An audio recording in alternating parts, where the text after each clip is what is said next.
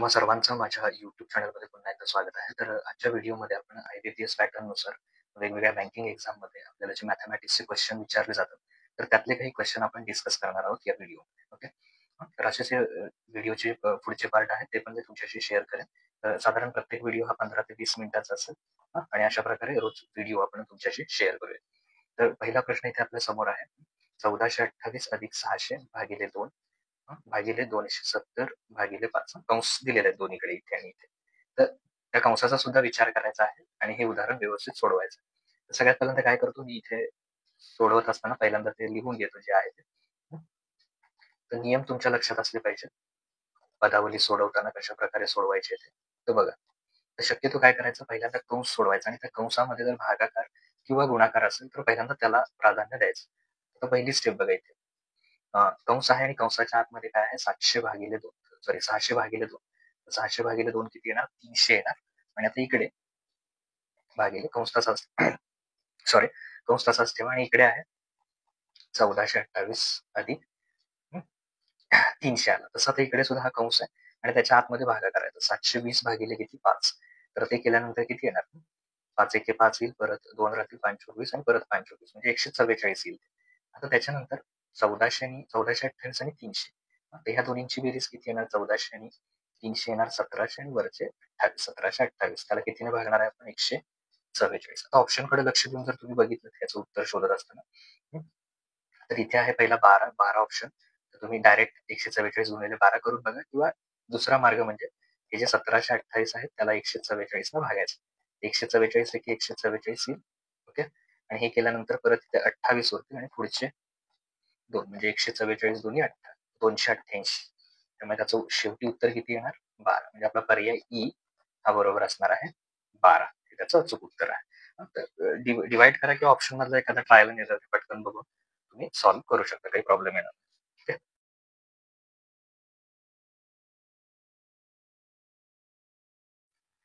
आता दुसरा प्रश्न जो आहे ते आपल्याला वर्गमुळामध्ये जे उदाहरण दिलेलं आहे, तर याचं उत्तर किती येतं, ह्या सगळ्या क्रिया करायच्या. तर याचं उत्तर किती येतं, याचं वर्गमूळ काढून ते आपल्याला शोधायचं. तर पहिली स्टेप हवं तर आहे तसं लिहून घेतलं आपण आणि त्याच्यानंतर सोडवताना काय करणार आपण, तर पहिल्यांदा कंस कुठे आहे का बघणार, तो पहिला सोडवण्याचा प्रयत्न करणार आपण. कंस नसेल तर भागाकार किंवा गुणाकार जो क्रमानं पहिला येतो त्याला आपण प्रेफरन्स देणार. आता इथे बघा, 520 ला जर का आपण 2 ने भागलो, तर 520 ला 2 ने भागल्यानंतर इथे किती येणार, 26 येईल, म्हणजे 260 येईल. ओके. हे याचं उत्तर मिळालं आपल्याला. याच्या पुढे वजा आहे तर इथे वजा लिहून ठेवूया.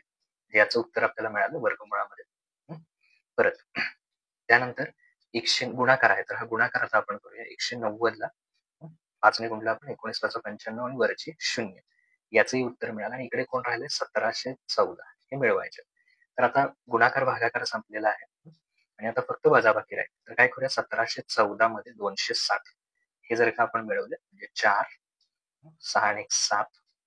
ओके. आणि दुसरं 17 आणि 2 19. बरं, त्याच्यामधून किती वजा करायचे, 950 वजा करायचे. 950 वजा केल्यानंतर इथे किती राहणार आहे वर्गमुळामध्ये, ही वजाबाकी करून बघा, म्हणजे 4 उरले, त्यानंतर 7 मधून ओके, पहिले 4 उरले, 7 मधून 5 गेले, 2 उरले आणि त्याच्यानंतर इथे 9 मधून 9 शून्य आणि परत 1024 येतात. 1024 म्हणजे समजा आपण चेक केलं 52 गुणिले 52. तर मग कारण का इथे तुम्ही असंही करू शकता, समजा 50चा वर्ग आपण शोधला तर तो किती येतो, 2500 येतो. ओके. नाही, पुढे जाणार त्याच्या, सॉरी, त्याच्या आधी 40चा बघूया आपण. 40चा वर्ग केला की किती येतं, 1600. त्याच्याही पेक्षा लहान आहे ती. ओके. पुढे 30चा केला तर 900, म्हणजे त्याच्या पुढची कुठली तरी. तर इथे आपण 32चा करूया, सॉरी, 32 गुणिले 32. 30चा वर्ग 900 येतो, म्हणजे 900च्या पुढे असणार आहे ही संख्या.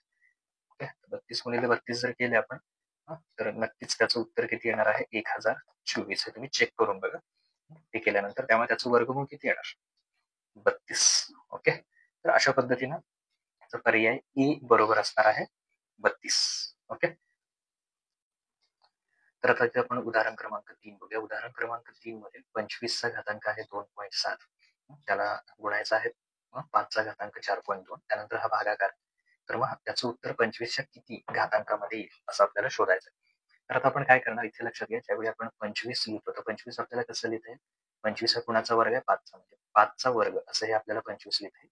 आणि त्याच्या पुढचा जो घात आहे म्हणजे घातांकाचा जर घात असेल तर वरच्या दोघांचा गुणाकार करायचा. म्हणजे लिहितानाही असं लिहायचं. ओके. 25 लिहायचं 5चा वर्ग आणि पुढचा जो घातांक आहे तो गुणिले मध्ये द्यायचा.